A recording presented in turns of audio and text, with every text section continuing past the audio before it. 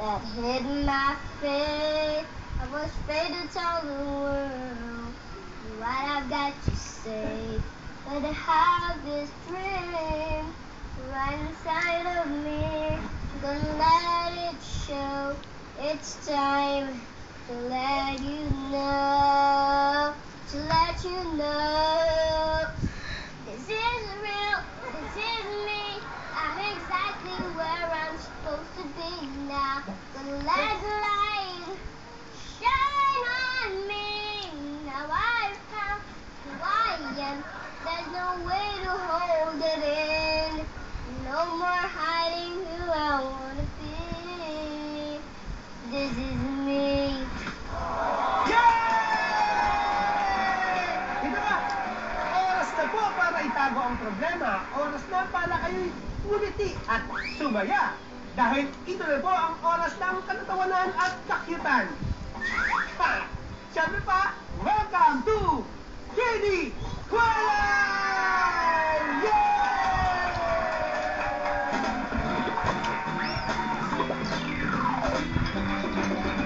Marami po kaming surprise para sa inyo.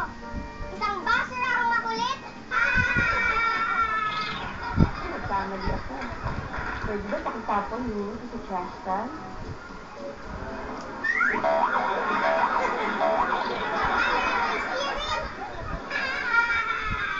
Yan, smile. Smile. Yan. Ka! Oh, Diyan ka pala. Alam mo, may sasabihin sana ako sa'yo eh. ano? May problema nga ako. Di ba hindi nakaayos bahay mo?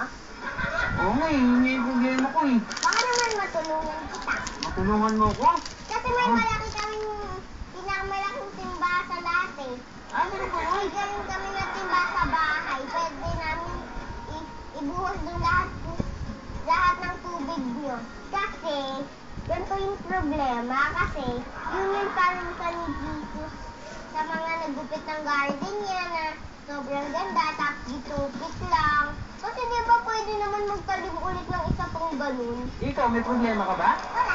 Eh, kunyari, wala kang makain sa bahay nyo. Di ba problema yun? Kunyari, wala kang makain. Hindi naman yung problema eh. Kunyari nga lang eh, di ba? Pwede naman kami bumili doon sa supermarket.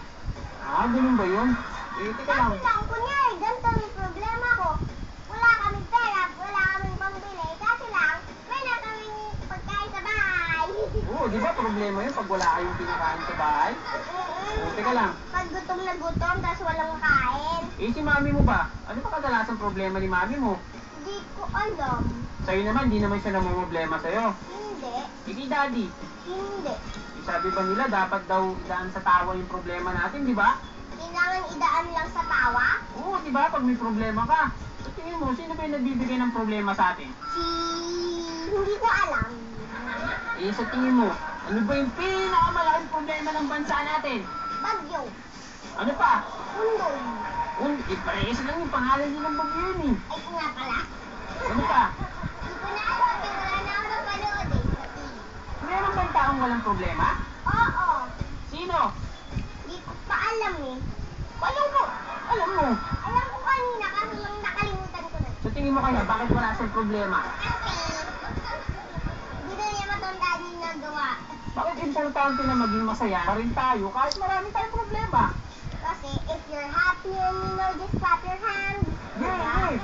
Ganun ba yun? Happy and you know, just clap your hands. If you're happy and you know, and then you're feeling good, then you're happy and you know, just clap your hands.